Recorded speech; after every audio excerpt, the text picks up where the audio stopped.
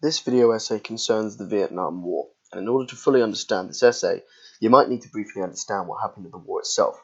I would highly suggest reading up on the war to get an idea of what happened so that this essay is easier to understand and put into context. To make an incredibly long story short, the Vietnam War was a horrific time for American soldiers. Many were fighting a war they didn't know anything about, and they were losing a war the American government debatably started. In all, it was really something the American people didn't want to be a part of.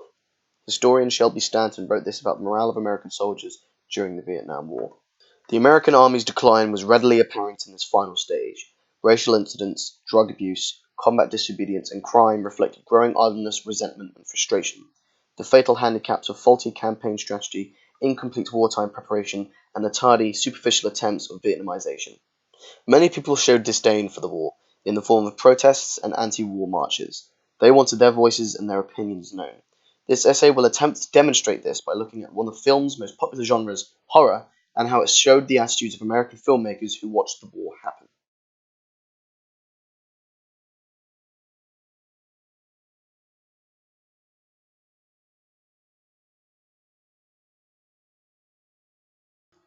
An excerpt from M. Walker's book Vietnam Veteran Films reads, "Horror films representing Viet vets have generally followed a trend in representing vets mainly as monsters in human shape. The horror genre during and shortly after the Vietnam War was either extremely on the nose or subconscious with its messages. The more on the nose films involved the direct representation of Vietnam soldiers.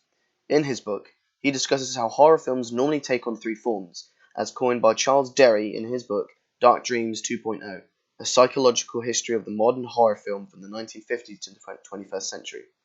The three forms are as follows: horror of personality, horror of Armageddon, and horror of the demonic. This triptych encompasses two previously different genres, sci-fi and horror. This chapter will look at how Vietnam War veterans were represented in the war and how we can attempt to gather some ideas on why they were shown that way. The first part we're going to discuss in this video essay is the horror of personality. M. Walker labels this as, in the horror of personality film, the conflicts are generally externalized violence, with a special emphasis towards bodily mutilation. Although the violence is an outgrowth of a character's mental problems, the horror does not come from without, but within. Films like Psycho A Go-Go, eventually rebranded as The Blood of Ghastly Horror, and No Dead Heroes, are films that use Viet vets as their main villain. However, these do not show that Vietnam War being the direct reason for their wrongdoings. Blood of Ghastly Horror involved a mad scientist implanting a chip, and No Dead Heroes involved Russians.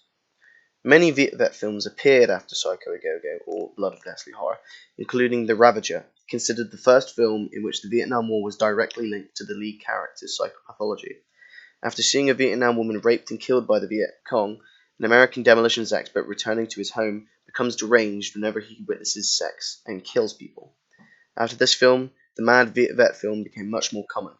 Other films included Glory Boy, The Visitors, To Kill a Clown, and Night Flowers, to name a few. Apparently this stereotype was so persuasive that some commentators label killers of this type as Viet vets, despite no direct evidence in the text surveying that this was the case. This trend of representation carried on into the 1980s, with films like Don't Answer the Phone sharing these assumptions, with a script even containing That sick son of a bitch. Maybe we're looking for a Vietnam vet. also Combat Shock, a film where the main character awakens from a Vietnam War atrocity-filled dream to a world of poverty. He's out of work, his wife hates him, and his baby is horrifically mutated. After he realizes that he already died in Saigon, and that the past is never gone. Just remember that. committing suicide soon after. Even the tagline for the film states that the war itself was the easy part. There were many well-known Vietnam veteran films under the annals of drama, with Robert De Niro in Taxi Driver probably being the most infamous use of a Vietnam veteran in a film, and with Tommy Lee Jones taking over Central Park in This Park Is Mine, it shows that horror was relatively untouched when it came to madness in correlation with the Vietnam War. It was almost as if filmmakers wanted to show how the violence and nightmares affected veterans' mental state, but ignored how dangerous the instability could be in the long run. Either way, horror films involving direct representation of veterans are few and far between. The horror of personality films carry a strong image of the human monster, the crazed Vietnam veteran that destroys social order by killing. Despite films like Halloween and Friday the 13th showing the main villain having to deal with, or at least implying mental anguish, the virtual invincibility they have is not passed over to Vietnam veterans. The film involving the Vietnam veteran stopped for a long time and wasn't a viable character trait in horror films for quite a while. The lack of Vietnam veteran horror film being a monster of science or demons clearly highlights the idea that the filmmakers do not want to shed light on the fact that the war was one of the most traumatic experiences for the soldiers involved since the Civil War. It's rare to see it in Hollywood films, even now, but independent films seem more likely to push the boat out or explore this directly. Given the multitude of films prior that displayed the killer as a veteran of the Vietnam War, could it be implied that films like Halloween are loosely a product of the attitudes of post-Vietnam? We can only speculate, as will be shown later in the essay. One thing is clear. Whenever a horror film involving a Viet vet happens, he is either almost certainly a suspect or the killer. However, the next chapter will argue against this point. The next category is horror of the Armageddon. With these sorts of films, the conflicts are externalized and violent, as the world is being destroyed by multiplying, non-individualized, non-human creatures, as Derry puts it, often due to a breakdown in our ecosystem or due to nuclear escalation. The themes of the Armageddon film include proliferation, besiegement, and death. Now, there aren't many horror of the Armageddon films related to Vietnam War veterans. However, there is a standout film that shows a Vietnam veteran as the main character. However, The Crazies by George A. Romero shows the Vietnam veteran as a good person. The pre-credit scene shows a father, the victim of an awful disease, killing his wife and setting fire to his house, injuring his children. This shows a similar trope seen in the Viet Vet genres, the representation of the disintegration of a family. The film centers around a contagion, Trixie, that once ingested becomes highly contagious. The result gives you two choices: die or go incurably mad. As seen from the horror of personality films, a Viet Vet going mad is the standard option for Vietnam vets during this period. The film's story goes into three intersecting ways: the military cornering off the city to stop the infection, the scientists who are trying to formulate a cure, and the small town of city residents. This last group contains two Vietnam veterans: David, a former Green Beret, and Clank, a Green Beret reject, along with David's pregnant wife. David rejects his time in the military in a rare for the time overt military discussion. George A. Romero abounds the films with Vietnam allusions. He frequently references iconic moments from the war, such as the self-immolation of a protesting monk. Probably the most infamous picture from the Vietnam War is shown with a priest objecting to the way the army is conducting affairs, runs out of his church, douses himself with gasoline, and lights himself on fire with a Zippo lighter. The burning of a Vietnamese hut by an American soldier is shown in film with the military burning down the towns with flamethrowers. The execution of a Vietnamese suspect in the street. This is shown in the film with Clank dying via a direct shot to the head, which jets out a stream of blood. The Zippo lighter is interesting, as although there was no formal military contract between the American military and the Zippo company, it was almost a necessity for American soldiers in the Vietnam War to have a Zippo lighter, praised for its reliability and efficiency. Yet, a lot of lighters were personalized to the soldier's choice, with many having statements or poems about the futility and pointlessness of war. It was even known that when American soldiers would burn down Vietnamese villages, these were called Zippo missions. It was not accidental that Romero included these specific scenes in his film. It was a clear reference. It is evident that Romero was attempting to voice his concerns over the Vietnam War through the making of this film. The visual references, as well as the writing of the characters and how the story unfolds, it's one of the few horror of Armageddon films that directly involve a Vietnam War veteran, yet doesn't portray him as a madman or a killer. In conclusion of this subchapter, it is evident that there haven't been many horror films that surround the Vietnam War directly in reference to an Armageddon film. My guess is that, due to the films being metaphorical and made usually to send a message, there's no real way of doing that with a literal Armageddon, such as the Vietnam War. With George A. Romero, he clearly used his brand new horror subgenre zombies to illustrate his views and concerns about society. Horror of demonic films often portray evil as actually existing, a tangible entity, a character often supernatural or preternatural. On the other hand, innocent characters are often fated to die. Character types often battle around the themes of vengeance and mystic possession, with crosses and crucifix being involved, with other holy symbols. The idea of madness, along with horror of personality, is important with the idea of horror of the demonic films. Often its existence of the evil thing is brought forward by the person who is being attacked, hence the infamous line, "If I told you what I saw, you'd think I was crazy." Those films that involve Viet vets are Bob Clark's Death Dream, also known as Death by Night, and Steve Miner's House. Death Dream involves two parents, Charlie and Christine, of son Andy, who is serving in the Vietnam War. However, Charlie and Christine get a telegram saying that Andy has been killed in action. After Christine rushes upstairs and cries out, "You promised," Signaling that Andy said he'd take care of himself in Vietnam and come back alive, Andy appears at the front door. It looks like she brought him back from the dead. Over time, Charlie notices his son's odd behavior and blurts out, Well, I went through it too, but when I came back, I didn't act like that. Well, you're not Andy.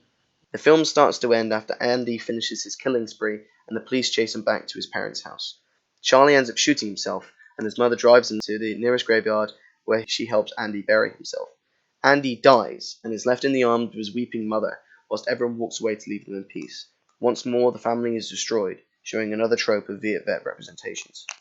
Those who were innocent die in the film, like the truck driver helping give Andy a ride home, a doctor giving Andy a free checkup, the family dog, and his sister's date. It's only those who directly or indirectly cursed him, his dad for encouraging him to enlist, or his mother who brought him back to life, that are spared. Although Charlie ends up shooting himself, Andy doesn't kill him directly. In-house, the main character Roger Cobb moves into his inheritance from his aunt, the titular house, and begins to write a book about the experiences he faced in Vietnam. His agent objects, saying, Roger, nobody wants to read about the goddamn Vietnam War anymore. Cobb feels guilty after his involvement and seems obsessed to get his memoir done. This is especially evident regarding Big Ben. Cobb allowed Ben to be taken by the Viet Cong, who subsequently tortured him to death. Ben begged Cobb to kill him, but he went to go get help instead. As he writes about the war, the house becomes possessed, making him question his own sanity and linking his memories of Vietnam to the question of madness. As these events start multiplying, he becomes more and more obsessed with documenting them, just as he is obsessed about writing about his memories in Vietnam. The link between his experiences in Vietnam and his mental health begins to grow. Harold, his neighbor, notices his insanity and tries to reassure him, saying, What about me? You think that I'm Looney Tunes? Not at all. I mean, you've been to Vietnam, lost your only child, your wife divorced you. I mean, you got a few marbles rolling around, but his son was taken by the house mysteriously and his marriage fell apart as a result. Harold's attitude changes when he witnesses the phenomena that Cobb experiences. Cobb gets taken into the house's haunted dimension, which turns out to be the jungles of Vietnam. There, Cobb must confront Big Ben, who has taken Cobb's son hostage and wants revenge. After having to confront his guilt for Big Ben's demise, much like he wanted to write his memoirs, facing his fears of Vietnam, Ben says, "Can't get rid of me, Roger. Can't, and you never will." clearly acting as the spectre for Vietnam. Cobb eventually overcomes Ben and Vietnam by staring unflinchingly into the past to put it to rest. The victory staples the film as horror of the demonic, as in beating Ben, the world effectively goes back to normal and includes the reintegration of the family, a rare trope in a Vietnam veteran film. Now, what does all this show about these films' messages and, more importantly, the attitudes that the filmmaker is trying to get across? It's all up for interpretation, and it is subjective for the sake of this video essay. At least for me, it's clear that they show a sincere distaste for the Vietnam War. This was a shared view by most Americans. It was just difficult and maybe even shameful to show the soldiers that fought for their country directly as killers, yet those who dared got mixed reactions, with the 1984 review of House saying that the film ought to be condemned for its insulting use of the Vietnam War as props for its nonsensical violence. In the present, however, these films have received much more praise, with a modern review praising the crazies for being able to paint a bleak picture of a bureaucracy that has nothing but contempt for the lives of private citizens, zealously harbouring secrets, and giving unbelievable power to a basically incompetent military.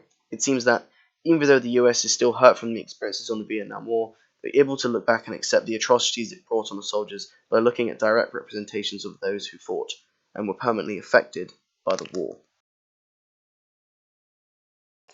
After the Vietnam War, there was a flurry of horror films that came under the subgenre of slasher film. A slasher film normally consists of one defining feature: a person or persons killing people, usually young teens, for almost no logical reason other than revenge or vengeance. Over a 10-year period from 1975 to 1985, over 100 films followed a plot related to the one I just mentioned.